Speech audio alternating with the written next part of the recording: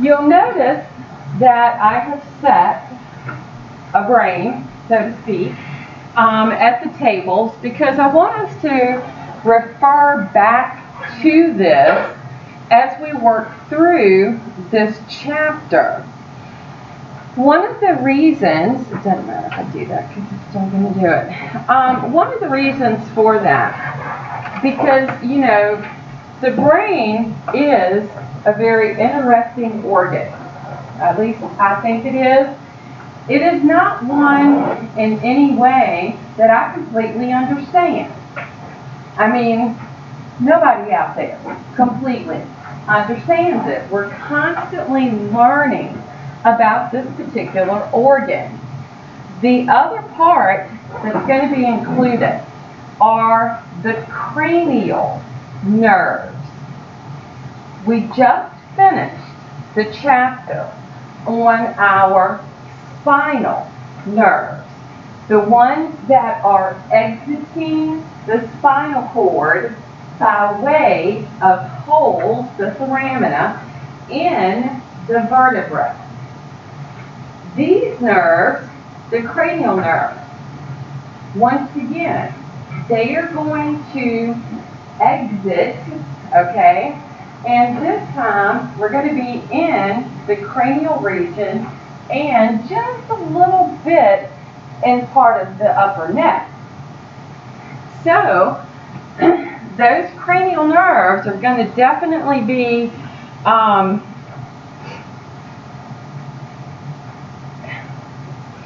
up towards where we're going to find a lot of our special senses. Okay? Now, I can't remember if I mentioned how there are two systems that control everything in the body. Did I mention that? All right. One of the systems that does this is our, of course, nervous system. The second one is going to be the endocrine system. So we're going to be moving into the endocrine system. But one of the things you're going to learn, hopefully through some of this anatomy that we're going to look at, is how the two are related. So if we look at the anatomy of the brain, you should have the brain, okay? Not, of course, the best view of it, but for the most part, it's pretty good, okay? We're going to be able to see some of these major landmarks that we're going to talk about. Now, but think about this for a second. When you hear the term brain, you guys are probably thinking this part, right? Okay? I definitely want you, pick it up, hold it, look at it, interact. I know it's 8 o'clock in the morning, but that's all right, we'll be fine. Look at this underside, okay? Believe it or not, a lot, almost all, of what helps us maintain homeostasis is going to be what you're looking at here on the underside. So, as we look at the anatomy, let's just sort of match the brain to the picture in the direction, all right? It's usually referred to in direction as being rostral or caudal.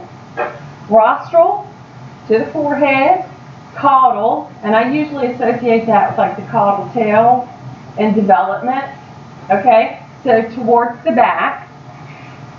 The weight, and oh my goodness, any of y'all have the Weather Channel app on your phone? All right, do you ever like scroll through it and look at what they've posted as like videos of the day and stuff like that. Now, try it out, Brian, because sometimes it's like really, I just sit there and I'm just like, for real? Seriously? They had one posted. Had to have been last night. Because I don't think I've looked at the app this morning. Seriously, y'all. That said, air pollution is making us dumber. You did? Okay, like talking about it on the morning show or something? I have some major thoughts about that, but I'm not just kind of keeping to myself right now. I was just like, what?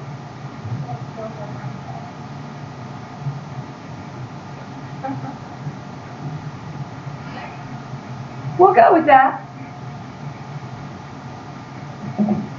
Yeah, okay. We'll go with that. I did. Anybody else want to come?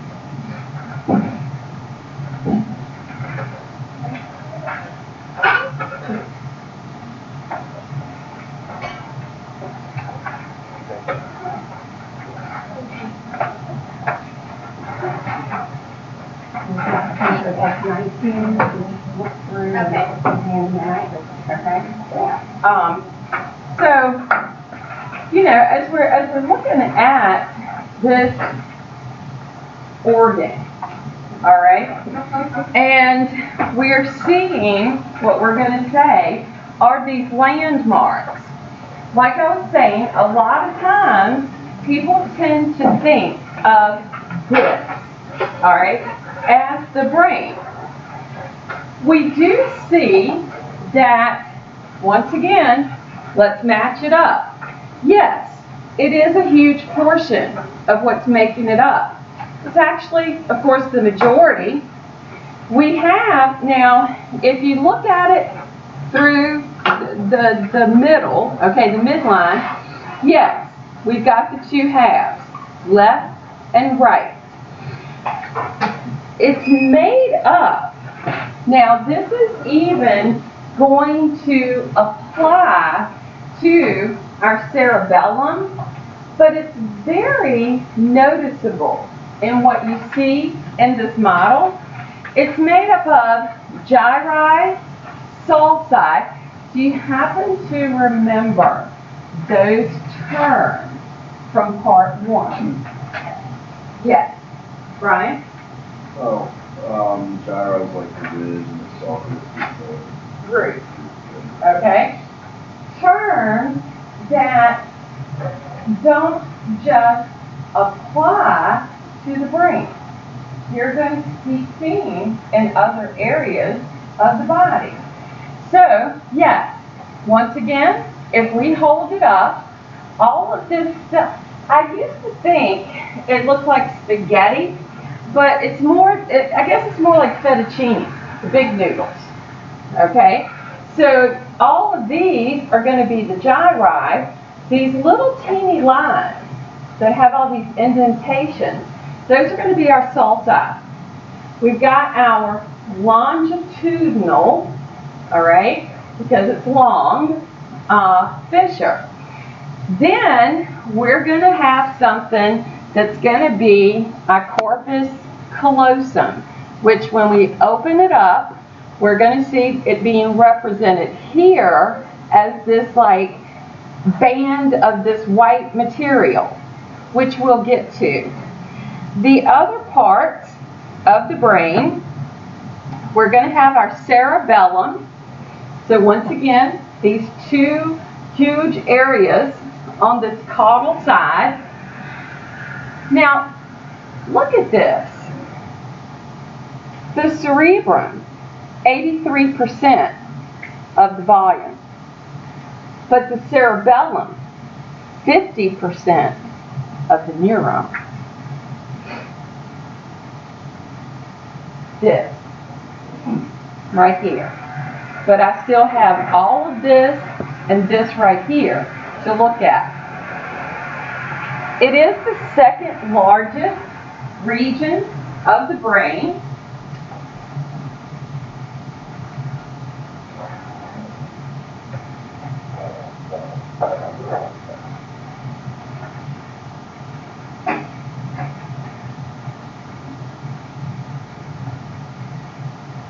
Posterior cranial fossa. What is it that is encasing this tissue? What do we find this located in? The skull. Very hard tissue. Hopefully a really good protection. Our meninges are inner protection, if you want to think of it that way. And they have all those 3 layers of wrappings, which we're going to be coming back to. The brain stem. What's left after both of these are removed?